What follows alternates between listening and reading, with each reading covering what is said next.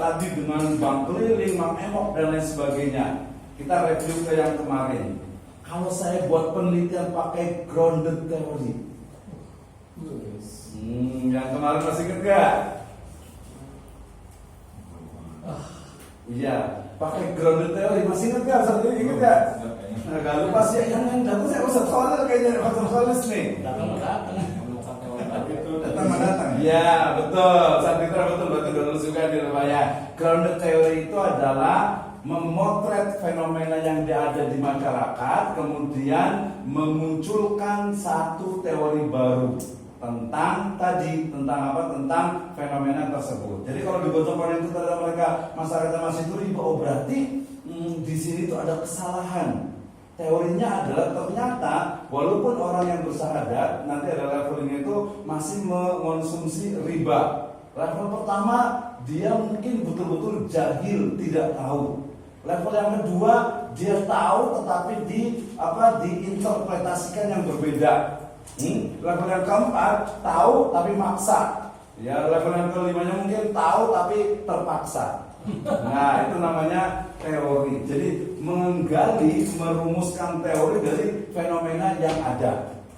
Gitu ya. Sebagai contoh misalnya, anak sekarang ini, anak yang punya anak-anak ini kayaknya alhamdulillah sih kayaknya jarang yang pada main game online gitu ya.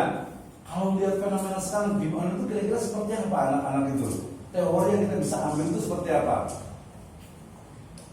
Teorinya banyak dan teorinya itu butuh adanya ilmiah dan pertanggungjawaban. Jadi tidak asal ngomong. Yang paling sederhana kemarin Ramadan ada istilah ngabuburit. Kemarin saya nyebutnya itu istilah ngabuburit itu adalah hasil dari penelitian grounded theory. Kenapa ngabuburit itu apa sih? Nunggu itu. Iya, ngabuburit itu menunggu waktu burit, gitu ya, menunggu waktu waktu burit, waktu gelap, waktu maghrib kalau sekarang. Nah, kenapa ada muncul ngabuburit itu? Sebelumnya kan nggak ada. Nah, memunculkan istilah ngabuburit itulah bagian dari hasil grounded theory. Gitu. Kalau misalnya di salah satu organisasi besar Muhammadiyah, ya, di Muhammadiyah itu ada namanya itu movie. Yang mana movie itu apa ya? Ingat nggak? Ada movie, ada munu. Itu. Dengar nggak? Ya udahlah, nanti aja pakai 12 data. Itu tentang fenomena Muhammadiyah yang organisasinya besar, tetapi ternyata di dalamnya orang itu juga punya karakter sendiri-sendiri dengan background yang mungkin tidak semuanya murni Muhammadiyah. Di Cibinong mungkin juga sama. Di Cibinong ada yang mungkin Muhammadiyah itu. Iya betul, murni itu Muhammadiyah NU. Orang Muhammadiyah tapi kulturnya itu NU. Kalau yang NU tapi kultur Muhammadiyah ada nggak ya? Beda. Jadi dia itu ada NU garis lurus, dia bengkok. Ya, dia bukan garis bengkok. Kalau di sini TUI ya. Kalau di TUI kayaknya mungkin nggak tahu deh. Harus di riset kalau TUI itu NU garis putus-putus. Tadi bukan NU juga beli. Kalau NU itu garis lurus, sama satu lagi itu bukan garis bengkok, bukan, itu salah. Salah nanti takut disalahin. Ya dia biasa itu ya bergaris-garis gitu ya. Jadi dia itu bukan bengkok tapi bergelombang. Karena dia memang dinamis mengikuti. Nggak mau dibilang ya. Dia nggak mau dibilang bengkok, nanti marah. Ini baru sampai sini masih panjang nih, masih panjang.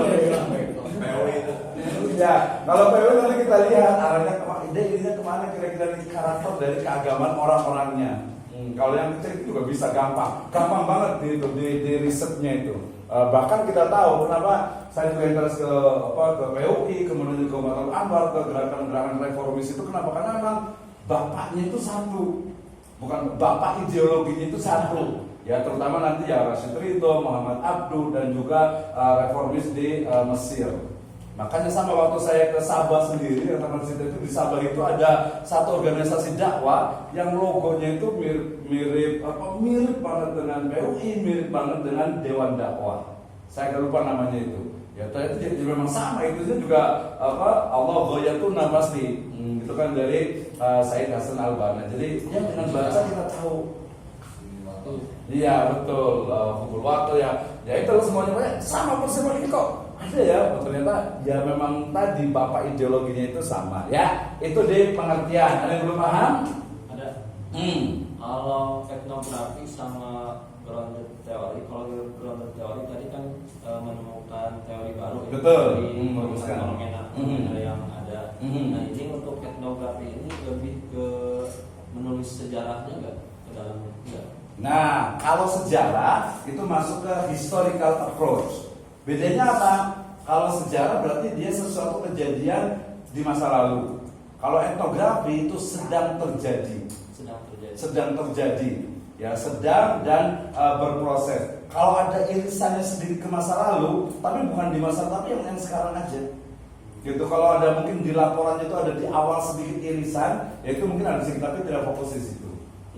Misalnya nih, Ustaz Malik nih ya, kalau kita lihat dari sisi etnografi atau dari sisi Ustaz Malik itu saya gantian ya, face-nya agak-agak unik sih ya. Ini campuran mana sih? Ustaz Malik campuran mana sih? Ada Indianya, ada Saya timur tengah, Pak. Hah? Timur tengah. Timur Tengah ya, bukan timur jauh. Timur Jawa Pakistan. Jawa Timur, Jawa Tengah. Timur Jawa Tengah gitu. Ada turun dari luar nggak? Kurang tahu. Pakistan.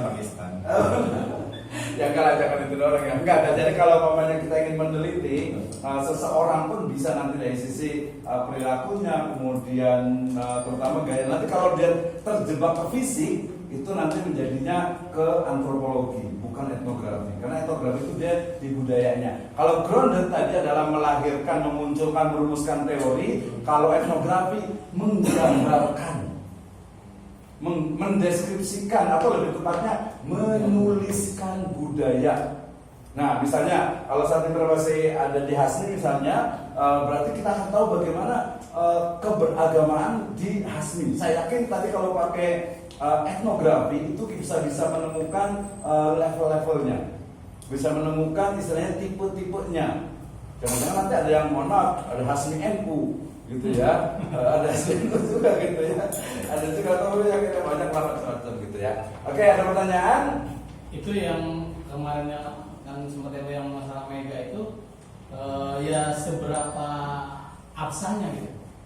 Iya, tadi definisi ilmiah atau definisi dia itu logis itu adalah kalau laporannya itu sesuai dengan fakta.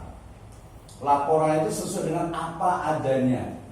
Jadi ketika misalnya kita sebagai Megawati itu dia melakukan sebuah kebijakan dan ada undang-undangnya, ada bukti fisiknya, kemudian ada jejak digitalnya, dia sampaikan, ya itu berarti memang bisa dipertanggungjawabkan. Nanti biasanya tidak semuanya ilmiah, tentu saja ada beberapa unsur subjektivitasnya. Nah, apa bedanya? Di kualitatif, subjektif itu juga kadang memang juga menjadi bagian standar atau ukuran kebenaran. Gitu ya. Nah, jadi nanti tinggal dilihat aja apakah ini betul atau tidak perspektif yang digunakan. Walaupun tadi kebanyakan ya tidak menerima tadi tokoh itu gitu, tidak menerima dari sisi laporannya itu. Ini hanya bagian dari diskusi ilmu pengetahuan bahwa itu adalah autoetnografi. Itu saya juga banyak di ini Pak Syukur, jadi agar nanti mungkin ada yang mau meneliti saya gitu ya di etnografinya itu kayak gimana sih sebenarnya di media itu akan baca ternyata orang itu begini dari sisi pemikirannya.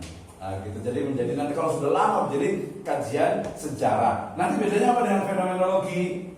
Semuanya yang kita pelajari ini adalah masyarakat. Ya, semua yang dipelajari itu adalah manusia dengan segala kebudayaannya. Kalau saya hanya melihat sebuah fenomena tanpa ikut campur, tanpa masuk ke dalamnya, itu fenomenologi. Tanpa cawi-cawi. Ya, fenomenologi dia menggambarkan. Tapi dari penggambaran itu kemudian menghasilkan sebuah teori, itu namanya grounded theory. Dalam prosesnya ternyata saya ikut nyangkul, ikut makan bareng, ikut kegiatan-kegiatannya, itu etnografi. Itu. Makanya kalau kita mau meneliti misalnya nih, gantianlah radio Islam. Radio Islam kita pengen tahu karakter dari pembacanya, pendengarnya. Nah itu bisa pakai etnografi, tapi kita juga sebagai apa? Kalau hanya melihat saja itu fenomena. Tapi kalau menemukan teori itu namanya grounded theory. Kalau kita menjadi bagian dari pendengarnya dan kita juga bagian dari subjek penelitian itu etnografi. Nah nanti kita akan lihat kalau nggak paham boleh diinginkan lagi ya. Paradigmanya tadi paradigma interpretivisme. Ya, interpretivisme itu sama dengan naturalistik. Ya, naturalistik itu lawan dari ilmiah yang juga disebut dengan alamiah. Ingat yang kemarin, kalau kuantitatif itu ilmiah, kalau kualitatif dia alamiah. Bedanya apa? Terus bisa bedakan nggak ilmiah dengan alamiah? Beda. Bedanya apa? Kalau alamiah itu secara alami nggak ada. Kalau estetika itu Ilmiah, secara alami ada tuh. Eh, Enggak, kalau yang tadi. kalau alamiah secara Kalau alami itu ilmiah ada. itu perlu ilmu. Berarti kalau alamiah nggak perlu ilmu ya? Enggak perlu juga. Ya, saya agak betul. Alamiah itu adalah sesuatu yang memang ada apa adanya. Ya, misalnya siapa lagi nih ya belum saya sebutkan. Oh, yang apa kan ya? Nana ya. Nah, Nana ini kalau kita lihat sekarang tuh orangnya manis gitu ya, gak banyak ngomong. Tapi kalau saya tinggal di rumahnya 3 hari baru ketahuan sifat aslinya. Itu etnografi. Aslinya juga baik. Itu namanya etnografi karena tahu gitu kan. Oh, pagi-pagi bangun gitu ya, kemudian apa mungkin ke sekolahan, ngajar atau kerja dan sebagainya. Sepatu jadi Ya sepatu. Kalau saya detail, jadi itu etnografi itu. Saya tinggal di situ dan tahu persis keadaannya. Oh, ternyata orang itu begini. Nah, itu kalau ternyata lebih makan bakso. ya tergantung. Ya, nah ini interpretatif itu adalah cara pandang yang bertumbuh pada tujuan untuk memahami dan menjelaskan dunia sosial dari kacamata aktor yang terlibat di dalamnya. Sehingga penelitian kuantitatif itu yang diteliti itu adalah objek penelitian. Ya, yang diteliti itu adalah objek penelitian. Kalau dalam kualitatif yang diteliti itu adalah subjek. Bingung nggak nih? Gitu ya. Saya meneliti kuantitatif, pengaruh puasa Senin Kemis dan sholat malam terhadap prestasi siswa. Berarti siswa yang sholat malam yang puasa Senin Kemis itu adalah objek. Tapi kalau saya ingin tahu tentang perilaku atau budaya puasa Senin Kemis dan tadi sholat malam siswa di pesantren Darul Najat Cipini, gitu ya. Oh, berarti dia betul-betul melihat fenomenanya. Dia berarti yang tadi santrinya itu dia bukan objek tapi subjek, karena dia melakukan. Bedanya itu kuantitatif objek, kualitatif subjek. Tapi kita ingat lagi sekarang itu sudah mix method. Walaupun kalau di tesis, kalau di disertasi ya disertasi harus mix. Tapi kalau tesis ya satu dulu aja nggak apa-apa. Namanya juga Satu aja lah. Iya, karena tesis itu ingat sekali lagi ditanamkan di otaknya. Tesis itu adalah latihan. Ingat, tesis itu pakai cuma latihan. Gitu ya.